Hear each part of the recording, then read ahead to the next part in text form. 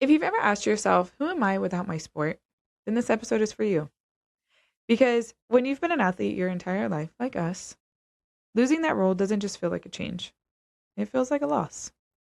And today we're talking about the identity crisis and imposter syndrome that shows up when the jersey comes off. And no one really prepares you for what comes next. Hi, everyone. Welcome back to Athlete Life Unfiltered. I'm CiCi. And I'm Mariza. And Athlete Life Unfiltered is a weekly podcast exploring the real journey of athletes, coaches, and parents as they balance sports, work, life in general, mental health, and personal growth. Sport has a way of shaping everything: your routine, your confidence, your social circle, even how people see you. So when that chapter ends, whether it's after high school or college, it can feel like you're starting from the bottom. And the hard part is everyone around you expects you to be fine because to them, nothing is wrong.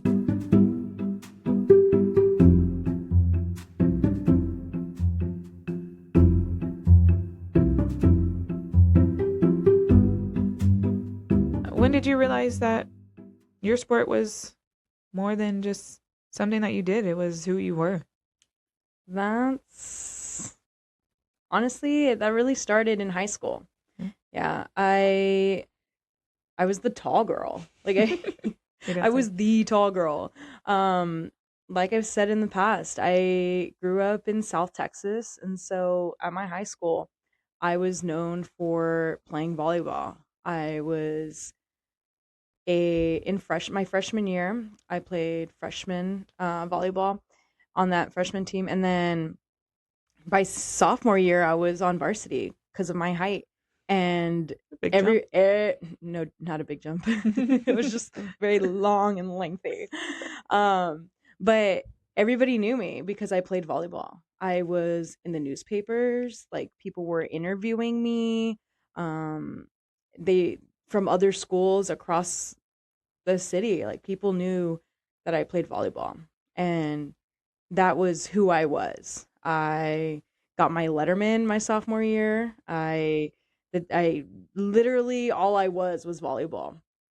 And that shaped me, and I was okay with that. Like I wanted to be the volleyball player. Mariza, the volleyball player. Hey. Yeah, my cousin, she was a little bit older than me, and she was a really great athlete. She played volleyball, and she was known at another high school for doing that, and they called her the Wall. And I was like, I want to be better than her. And so I was. I was taller than her. I was on every sports newspaper in the city, like I said, and it was pictures of me blocking, hitting. My stats were in the paper. Um, I was on social medias, and there were videos of me. I was like, the news was interviewing me after games. I had a fan base. The high school would like have like posters and things like that. So I was volleyball, and that's who I identified as. And I knew that that would carry on past high school because I wanted it to. Mm-hmm. I didn't really care much about my grades in high school. I just knew I was going to get a scholarship for volleyball, and I was going to go wherever I got that scholarship. And that's what it continued into. I went my junior and senior year and started playing club volleyball. And again, I was still very tall, very big. I wasn't very fast, but I could put a wall up there. I could block a ball, and I could hit one good. So that's where I got recruited, and I knew that it wasn't over for me, and that I was going to continue being Marisa, the volleyball player. Everywhere I went, they were like, "Hey, you played volleyball for this team, right?" And I was like, "Yeah, I do." And even in college, people were like, "Man, you're good. You're good," And I played all throughout my college years, and so I never really truly had any title to myself other than, "Hi, I'm Marisa and I play volleyball." Like anytime somebody like in class when you're doing the icebreakers, they're like, "Oh, what's your name? Where'd you come from? What's a fun fact about you?" Yeah, and it was like, "Hi, my name is Marisa. I'm from and I play volleyball." Yeah. Like that was it. And that's who I was. Yeah. So, well, it's weird to like think about yourself as anything other other than that, because when you grow up playing sports, like you don't have a life outside of your sport, Yeah. especially when That's you your play hobby. club and stuff year round. Yeah. And Well, so, and it's hard for you because your parents were like your coaches. oh So yeah, you couldn't really escape that, right? no, I couldn't not be an athlete. Exactly. So like anything I had to identify as was an athlete. An Anything, athlete, a coach's sport. I'm daughter. a coach's kid first and foremost. My whole life, Yeah. for the 100 years that I've been on this earth, I'm a coach's kid. And then on top of that, oh well, what sports do you play? Like immediately, right? Yeah. Because it's hard to fathom a coach's kid not playing sports. Yeah. It probably is. And like my sister didn't play sports after her freshman year of high school, and like that just was not her thing. And I think my parents like took that kind of hard. Like it's hard. Oh, let me turn towards the next kid, Yeah. and it was like, okay, well, I'm the next kid. I played every sport. I played volleyball, softball, basketball, track, and it was just like, yeah. So what do you do? And then it was like, oh, well, what events do you do? What position do you play? Yeah. And every sport, whether it didn't matter what season it was, I was the athlete. Hi, I'm Sienna, and I play sports. Like it wasn't just volleyball. Even when our parents would introduce us, they would be like, "This is my volleyball player." I'm Yes. like, "Oh, Yeah. it's me." Hey. Yeah. And I was only really good at like two sports. I was like, this is Sienna. She plays volleyball and softball. I was like, yay. So Great. when do you feel like you started feeling that shift? Of like not being an athlete or Yeah. not identifying as one. Mm-hmm. Took a while, but really when I was in college, it was my junior year.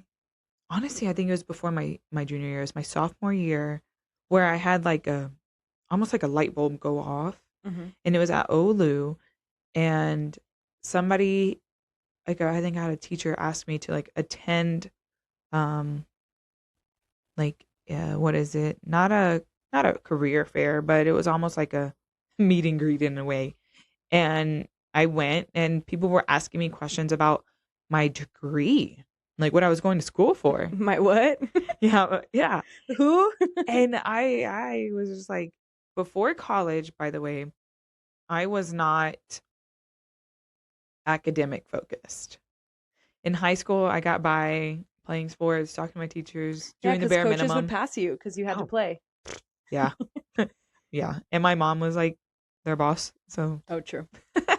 well, like, because she was an assistant principal at the same time. And not to say that that's how I got through, but it was like bare minimum. I really was just like, C's will make me pass. I don't Mm-hmm. really care. Or, C's get degrees. yeah. But what's crazy is when I went to college, like, I didn't live on that motto. Yeah. I think because I had to pay out of my own money for certain parts of things, I was just like, oh, I worked really hard for this money. I can't let it go to waste. And so sophomore year of college, and they started questioning me about my degree and not just like my degree alone, but it was like, what's your plans for the future? And I had to stop and be like, is playing volleyball one of those plans? Future? Future. I'm like, oh, well, next season, I'm going to be doing this, this, and this. And it's like, that's not what they're asking.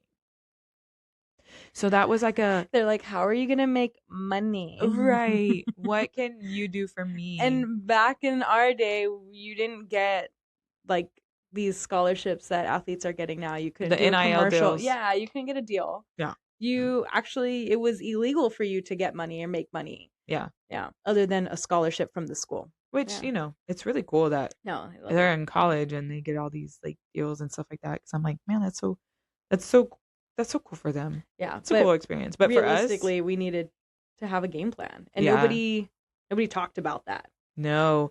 And what's crazy is once that light bulb went off, it almost shifted my focus onto other people. And I started to realize that people that were on our team were graduating with like no plan. Dude, they were kind of lost. Oh, for sure. Like, It scared me.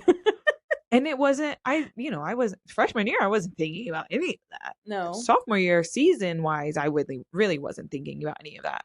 And so when they started asking me about my career, it was just like, oh, I guess volleyball isn't the only thing I can do forever. Like, obviously, somebody that was going to come out at some point because I knew I wasn't going to go professional. Yeah. And And there's not really, I mean, after now, volleyball, like yeah, there's no NFL, there's no like WNBA like for volleyball. if It's you're, either if college or you go straight to the Olympics. Like there's no in between. Before. before, Now there's there's a little bit more something. There's a pathway, little but bit. like Yeah.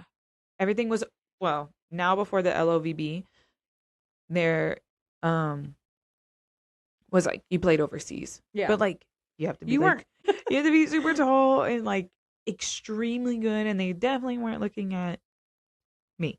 So AIA. nothing against any of that, but they weren't No, looking at me. love it. I had to be realistic, right? Mhm.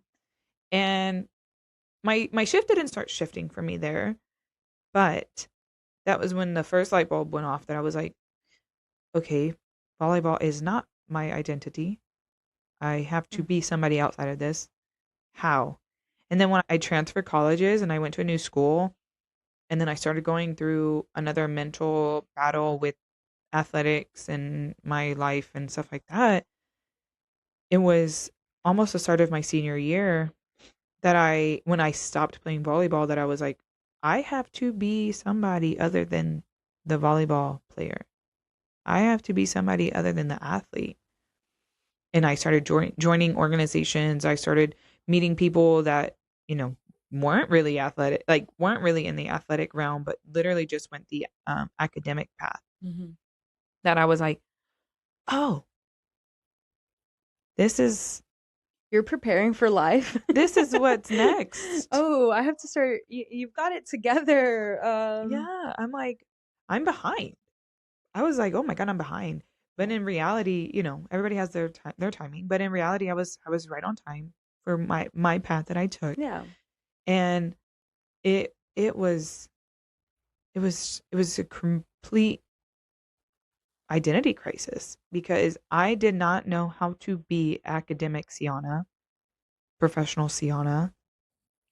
No. I only knew how to be athletic Sienna, talk about sports, hang out with athletes. That was the first starter point for, like you said, icebreaker for anything that I was going. My professors, when I started college, it was like, "Hi, I'm Sienna. I play sports. I play volleyball. First season. I'm going to be missing classes. This is what's going on. Da, da, da, da, da, da. Yeah. A, B, and C checklist here, there." Once I stopped, I had no excuse. It was like, oh, now I have to actually show up and be myself. I have to show up for my academic side. That was strange. That took a mental load on me for sure. Do you remember the first time you felt like things were shifting or things were starting to change for you? I really felt the impact of imposter syndrome, and imposter syndrome is very real, guys. But Yeah. I really felt that after kind of around PT school. So it wasn't after undergrad. I was still kind of in the realm of sports. I Mhm. still felt like an athlete because I was working out a lot every day. And yeah, I didn't feel that shift until PT school where I was done being a student because I was still, school. And then they were like, all right, you need to go to your rotations. And I was like, are you me? You want me to go be a big girl? Like, oh, I'm supposed to be I gotta go tell people what to do. Like, yeah. you're not gonna tell me what? Okay, Yeah. okay. So when we went out to our rotations, our clinical instructors, like, they were like, okay, like, training wheels off. Like, you gotta go. You've got to do it. Yeah. And there were days where I was just like, I don't belong here. These people are older than me. Like, how are they going to Mhm. respect me? Like, I don't know what the heck I'm talking about. Like, Yeah. and they're going to know that. They're going to see right through me. Like, they're like, this girl's 23. How is she a doctor? What is she going to tell me that I don't already know? And that imposter syndrome was setting in. I was like, I'm not supposed to be here. Put a jersey back These on me. people are all so much smarter than me. Like, I am almost failing out of PT school. How am I going to save this person's limb? Like, how am Mhm. I going to to tell them to move their body. They just had surgery. Like, they're not going to listen to me. Like, that was just crazy. And I just felt like there was no way that I belonged here. Yeah. And those were thoughts that were going through my head every day. I was like, I don't belong here. These people around me are smarter than me. I'm dumb.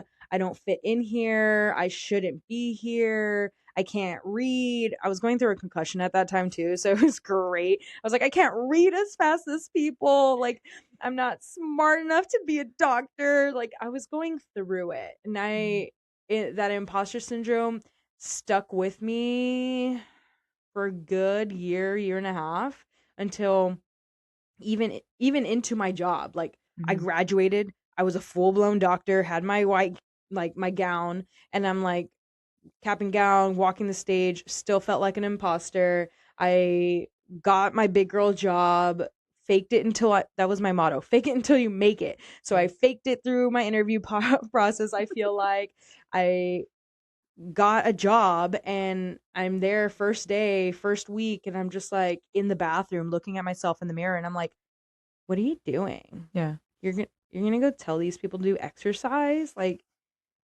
they're not gonna listen to you. You don't know what you're doing. You don't know how to help this person. Like, so it was a cycle that I had to just kind of break with going through the experience.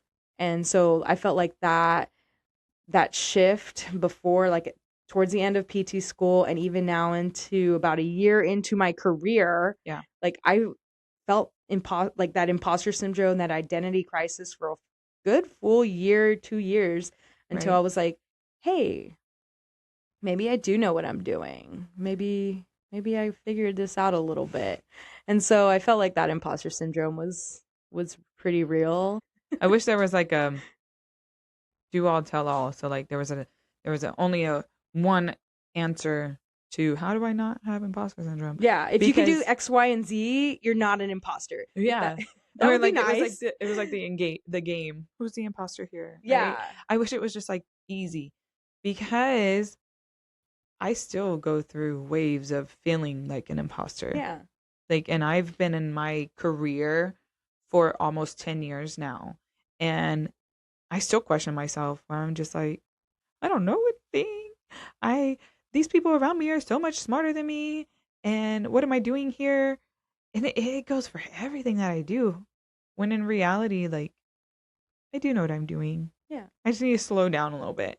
Take And a it's break. crazy because I tell my athletes now that, like, the ones that are going, because I coach 18U teams, so I'm like, ones that are going straight into college, whether they're playing sports or not, and especially if they're playing sports, please don't just make the sport your thing. Join an organization, whatever it is, an organization as soon as you get to college, so that you can, one, meet people outside of your comfort zone.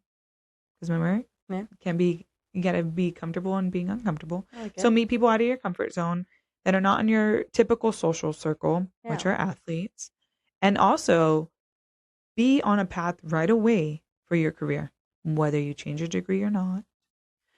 Because I think what a lot of athletes don't realize is that when the sport ends, they're not losing their identity, they're just shifting. Yeah. And they're just relearning something. So I need them to know that when the sport ends, your life's not ending. Yeah. Okay. There's another, now one door closes, the other door is open. You have the key to it. That's a good way to look at it, as far as just kind of reframing. You have all of the skills. You've been that athlete for so long, and that might be your identity, but that doesn't make you who you are. The sport didn't create you.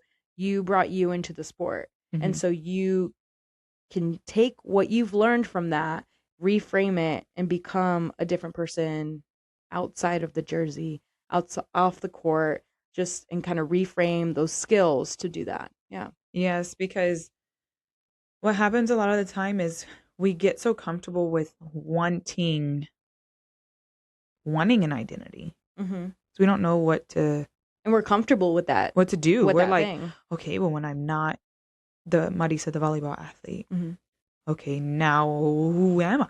Yeah. Well, Right? it And was you have to, comfortable right, you there. were comfortable. And so you're like, well, who am I? So now I'm Marisa, the doctor. And you have to have you mentally, we always feel like we have to have an identity to survive in life, to Mm. survive with whatever we're doing. Because when I got out of sports, it was like, okay, hi, I'm Sienna the accountant, or hi, I'm Sienna that has an accounting degree, or hi, I'm an auditor. Like immediately you introduce yourself as well, what your name is, and what you do. One thing that helped me was realizing that imposter syndrome doesn't mean that you don't belong. Yeah, So it means that you're kind of in that unfamiliar territory. Yeah. absolutely. And what's crazy is we're all talking about this, and this has been on our plan to talk about imposter syndrome, which is probably one of my favorite topics. I My therapist brought it up to me because Good. like last week in therapy, brought it up to me because I was going down the rabbit hole of being nervous to I have a work trip coming up this week to Mhm. New York, and I'm going to be around a bunch of people obviously that in my job that we all do the same exact thing. But since working from home, I haven't been surrounded by people in my work field. Mm. So I've I've entered back into that imposter body to where I don't feel like I fit in. And so I was talking to her and I was just going down the rabbit hole of I don't know, I'm nervous of going, and she's just like questioning me, and I just telling her like I don't feel like I know what I'm doing, and I don't want them to start questioning me things about work because I'm going to I'm going to get into this moment of like I don't know what to say. And as I kept rambling, she was just like, you need to, one, slow down and just realize that you are starting to become into this imposter syndrome, but it's not imposter syndrome because as much as you don't feel like know what you're doing or know everything, it's okay to not know everything, but you need to reframe it and tell yourself it is okay not to know everything. We are not meant to know everything. Mhm. And then just slow down and remember what you do know. Hmm. So it was just like, okay, you're right. Because I do know my job, obviously. If I didn't know my job, I wouldn't be able to do my job. True. And people that like, I couldn't go to your job and do what you do, even though Imposter. yeah, even though whenever you talk about it, it's like, oh, I feel like I could do that, right? And I tell people all the time, for me, my job is quote unquote easy sometimes. And I'm like, you could easily do my job. But in reality, that's why we go to school to like learn how to do all of our things. But she immediately called it out as imposter syndrome, and I was like, wow, there's another twist to our topic this week Mhm. of having imposter syndrome. And even as an adult, I still have it, and it's not at all related to the athletic side of our world. And so it felt nice and comforting, but also crazy because I didn't stop and think about, oh my god, I feel like I'm an imposter. I shouldn't be here. I don't know what I'm doing. Because we all go through it, no matter what we're doing. That reminds me of one of my patients that I just saw. Oh yeah, what happened? Um, she so HIPAA, so I can't tell you who or where or what happened, but They. basically they got in an injury and it was their senior year, and let's say it just blew out her knee, ACL. Mm, Yeah. And she had a scholarship to go play. And so she just I feel like she just looks like she's in this dark place. And there are so many resources that I've shared with her, and I talk to her every day, and there's so many tips that can help her, but it's just being on the rehab side of this of imposter syndrome is what happens when you're taken from your game, from your identity, early. Early. not on your terms Mm-hmm. early. Like you don't get to finish that game. You didn't get to think, "Oh, this is my last game ever." And like that was never like your intentions. Like so it's just crazy to see like them going through that process of who am I now? What am I going to do? Like I had a scholarship. That was who I was That's all I did. And now that's ruined. That's over. I'm never going to play again. Like all of these things that she's saying out loud. And it just breaks my heart I was because about to say my heart hurts. My mama heart it hurts. really My coach heart does. hurts. Like Yeah. everything hurts And because so I want to help her because yeah. I'm your PT. I'm going to get you back on that field. Mm-hmm. It may not be on the terms that you want, Right. unfortunately, but let's get you back to to that level, or let's get you close enough to where you can find the love in playing that sport again. Mm-hmm. But it's just crazy, just kind of on that spectrum of it, and realizing that people latch onto that identity so hard, and it's helpful to help that person, um help them identify that they're not their sport. Yeah. They're their own individual. There's still things that you can do while you are injured. Let's say it's not a career ending injury. Let's say, oh, I sprained my hamstring, right? There's, okay, you're out for a couple weeks, 4 to 6 weeks, right? Mm-hmm. There are still things that you can do Yeah. to be with your team, still going to pep rallies, to like Practices. spaghetti night, go to practice. Like you're not in the drill, but you're still there learning. You're Mm-hmm. hyping up your teammates. You're doing all the things with them. You're still included with the team. If you're able to, you're still like warming up with them. You're Yeah. dressing out with them. There's so many little things that you can do to help minimize that lost feeling or that identity crisis feeling Yeah. when you're injured. We see it all the time, even in professional sports, or a lot of the times the athletes that are in the limelight in college that are expected to go pro next. Mm-hmm. And then something happens and immediately they're not drafted, they're not picked up, they're not looked at anymore, they can't go to the combines. Mm-hmm. And you, like the media, or something happens and you see them followed and their entire life gets turned upside down and they don't know how to come out of that, what we now know as imposter syndrome. But they don't know how to come out of that. And they were only ever the football player, the baseball player, the basketball player, the volleyball player. And I think that goes back to what you were saying as far as trying to find early on who you are without your sport, and trying to find different hobbies or other things that you like, or socializing outside of your teammates. Yeah. I think that kind of helps a little bit as we kind of talk about it a little bit more, because back when that wasn't a thing that we talked about. It was just like, you're good. No, but now when your sport ended, so when volleyball ended, dude, I punched a freaking wall. I was just about to say, like, did you ever have time to like actually grieve? Because it's a loss. You're done. No, I was done. Yeah. I punched a wall.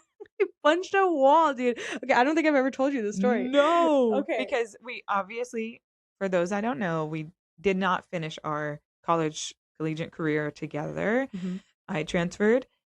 She finished at OLU. I transferred and went to Norfolk State and finished there. Mm-hmm. So her senior year, my senior year, a little different. Graduated at the same time, but a little different.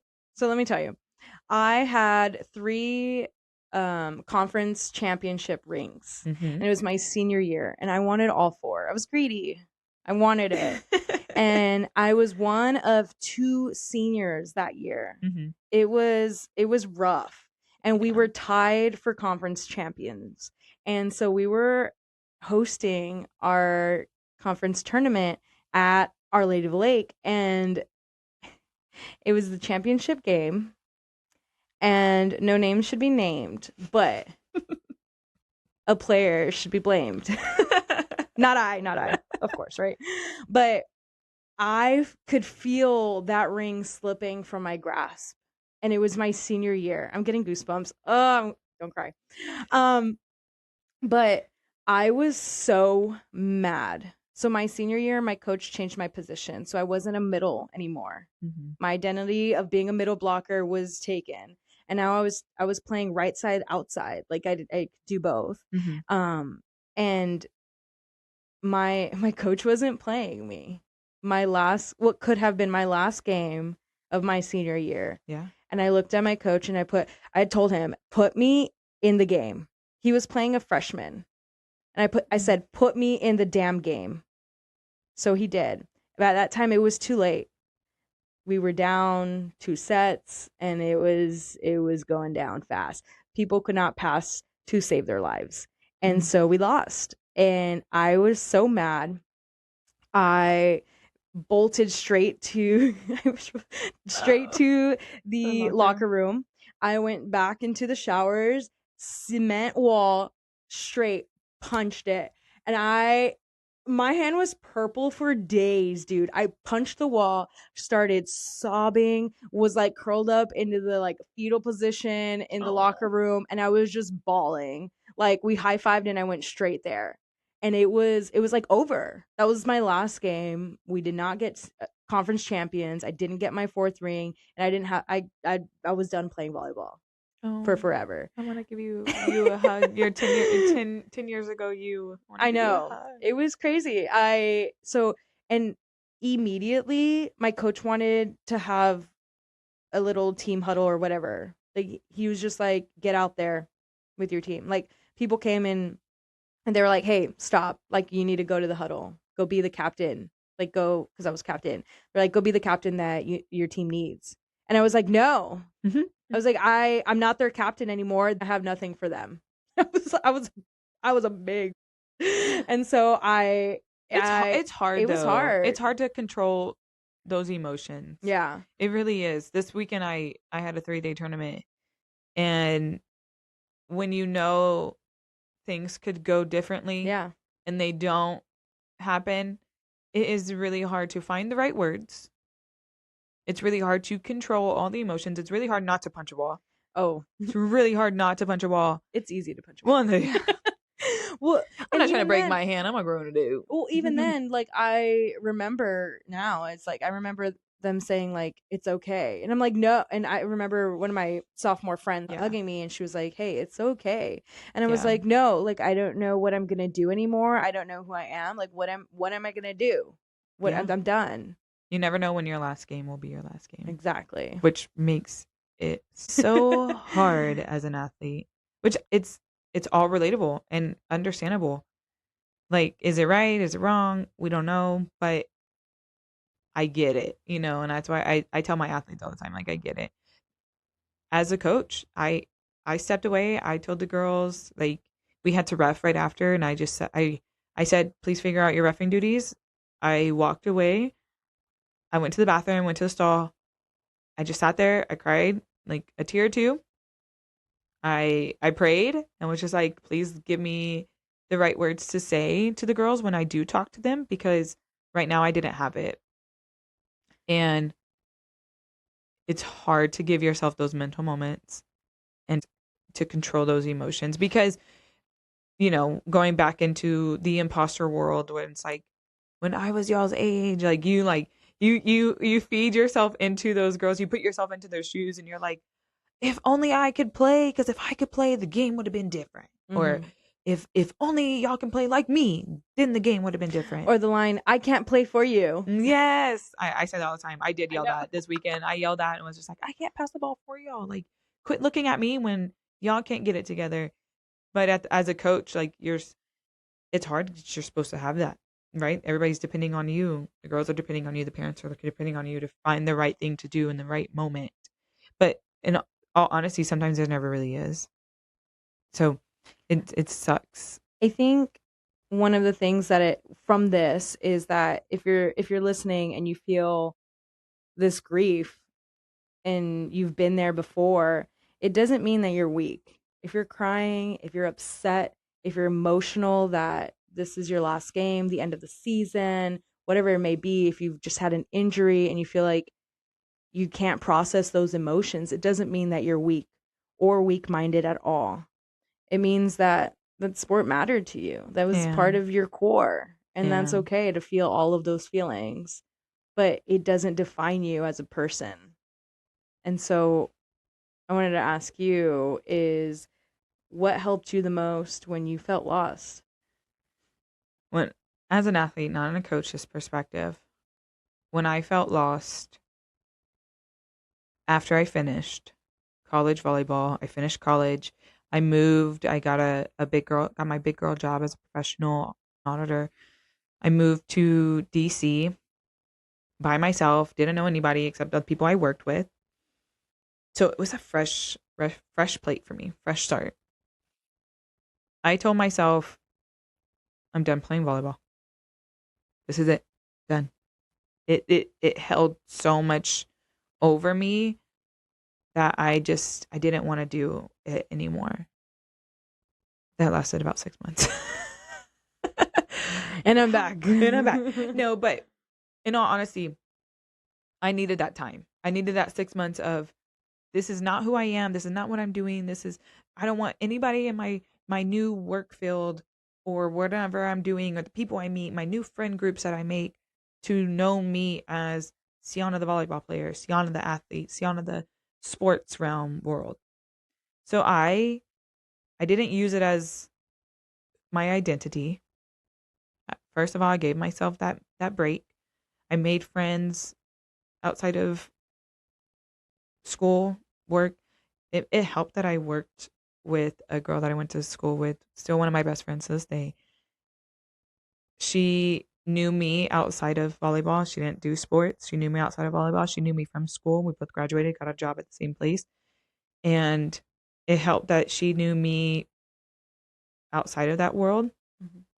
So when I started making friends with her and other people, it was just like, okay, like I am Ciana.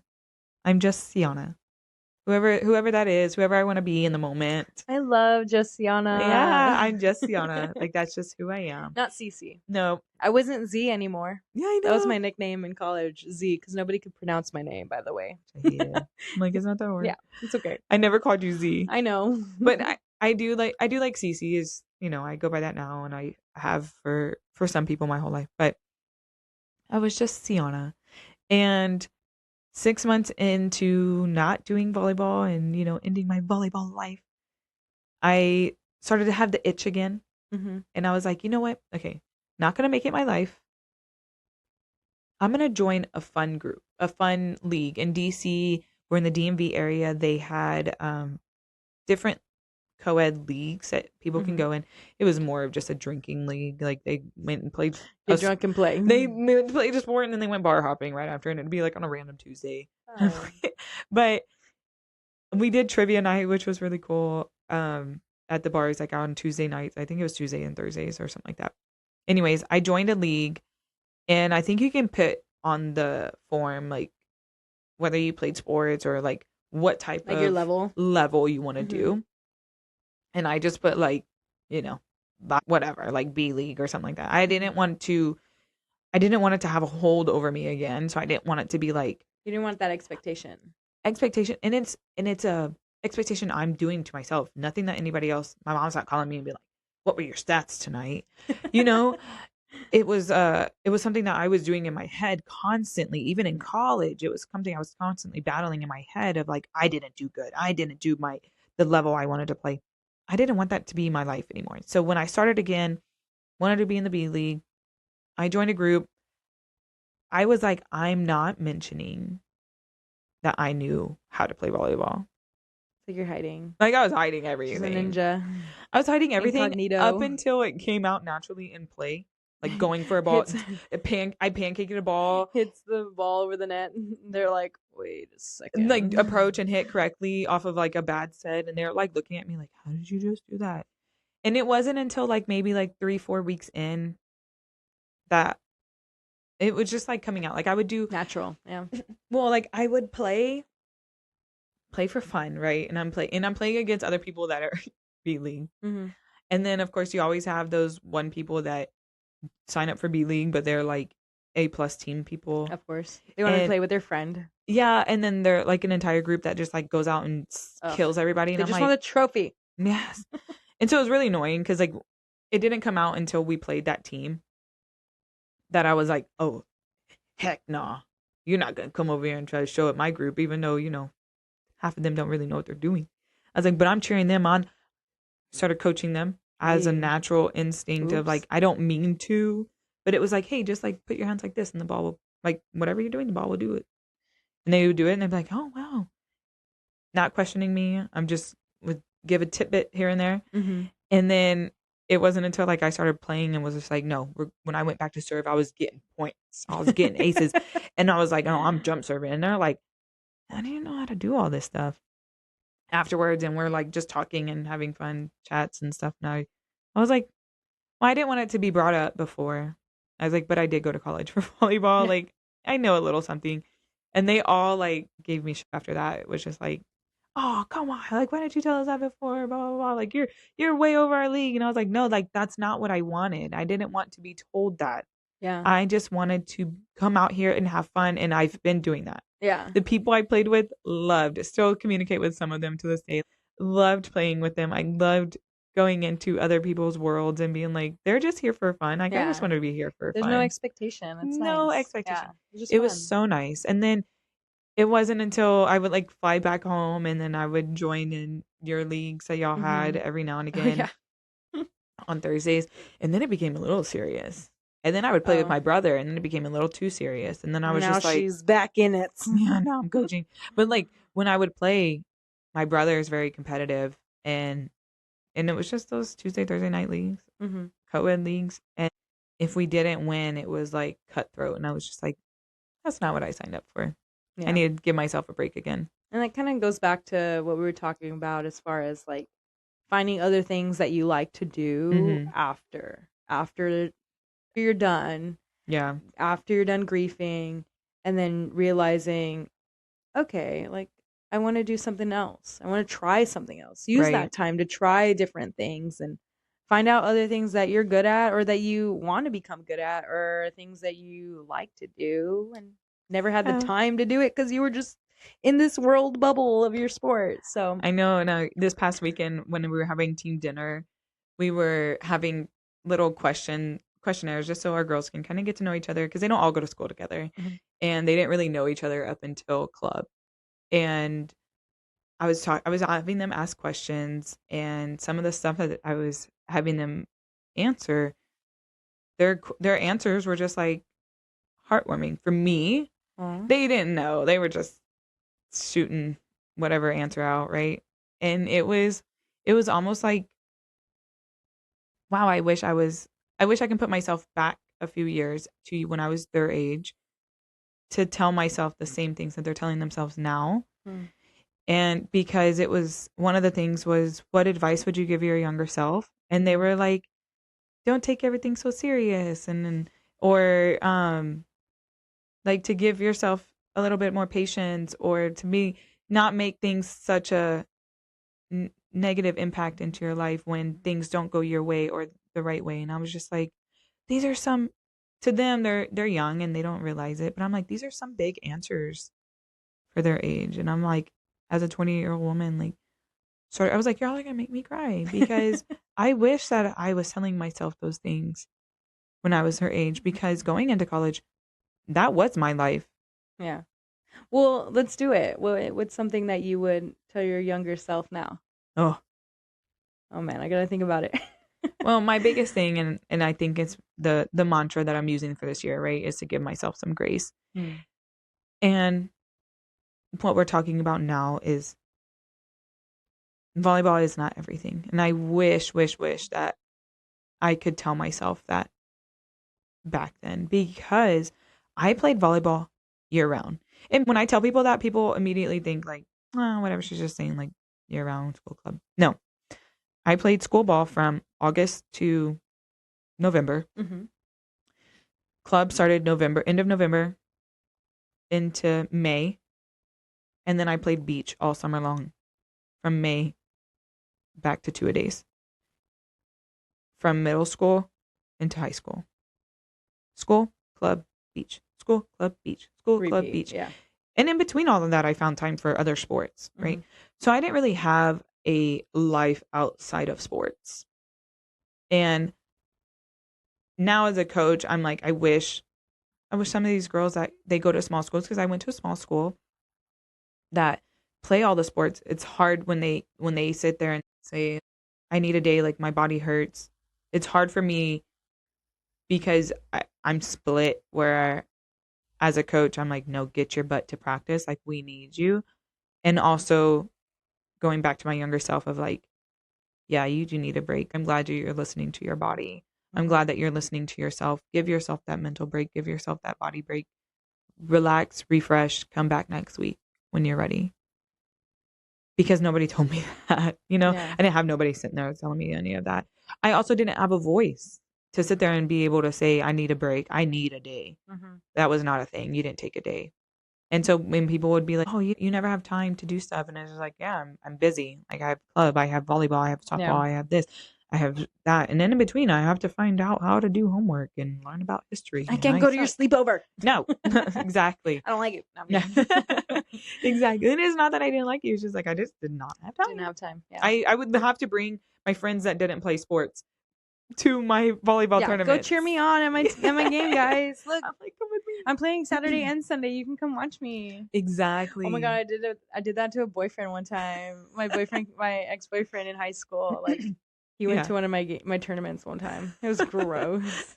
When I think on it now, I'm Yeah. like, ew. Why did I ever invite you to a tournament? I know. Why did my mom allow you to come? Why did I invite my boyfriend to come watch 130 girls in very tight small Oh shorts? gosh.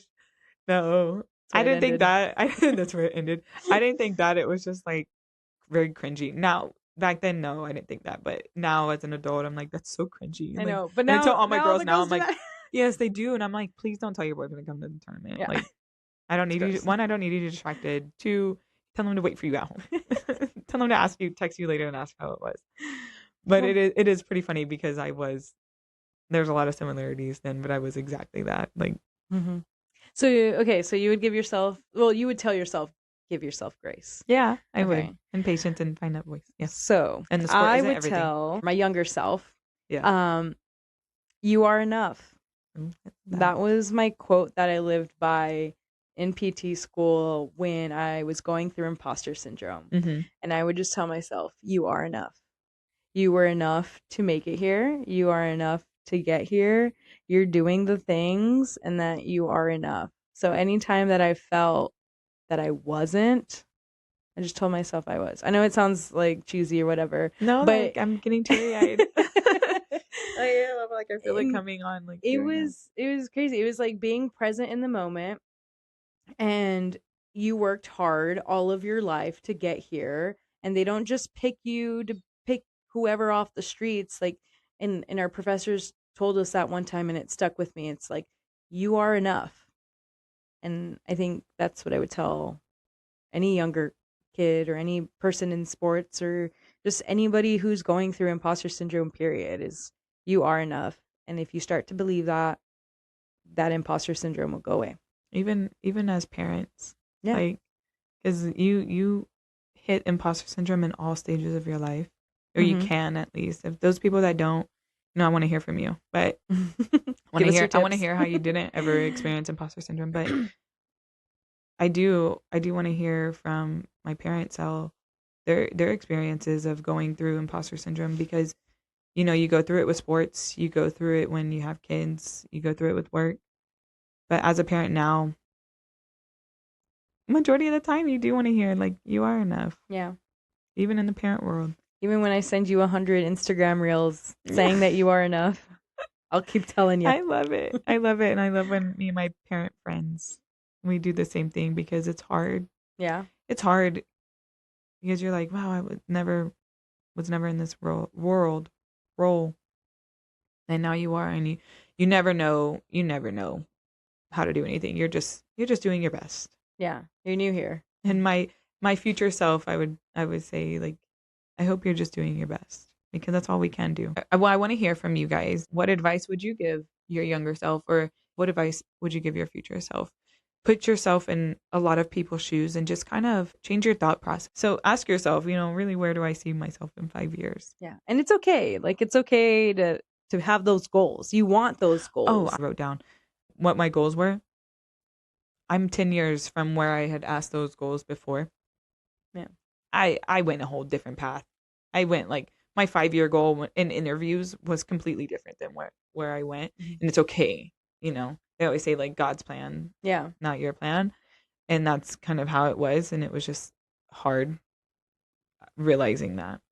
And I don't want any of the listeners to think, oh, I shouldn't be my identity. Like my sport shouldn't be my identity. That's not what we're saying. We're saying it is okay to be that and be who you want to be with that sport. Just know that those are core things that you can take with you when you transition into the real world, into work field, Yeah. past your sport life. Like those are you're taking away your dedication, your hard work, your communication skills. Like these are all things that can transfer later on in life. So don't be afraid of being really good at being an athlete. Just know at one point we're going to have to transition into a different career or Yeah. take what you have as your career in a sport.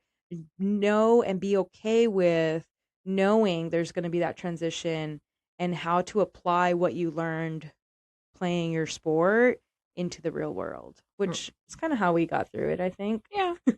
Yeah, and then like learning how to detach your worth from the performance that you gave on the court on the field and learning how to apply it into different parts of your life Facts. outside of sports. And Nobody's then gonna give you a medal at work yeah. unless you're a Like a participant. rookie of the year. Anyways, but I did get a trophy, so they only played into that imposter syndrome a little bit more, but it's fine. We're here. We're here. And also to know that it's okay to not know everything. Yeah. In life where we are programmed to continue to learn and to continue to embrace everything and learn new stuff. We're continuously changing. So just know that it's okay to not know everything. Yeah. And also the timeline looks different for everyone. Mm-hmm. So your timeline is on your timeline. And as much as it's different for everyone, the emotional impact is still the same. So if you're in that phase right now where you don't recognize yourself yet, just know you didn't lose your discipline, your drive, or your resilience. You're just learning how to apply them outside of your sport. And that takes a different kind of strength. Oof. Which is exactly where we're headed to next. Ooh. Because these mental toughness isn't just for athletes. It's for life after the game. So hang out with us next week as we dive into how to balance our mental health outside of the sport and in the sport. Yeah. You already know what to do. Follow, like, subscribe, listen to wherever you listen to your podcasts, and we'll see y'all next week. Bye guys. Thanks for listening.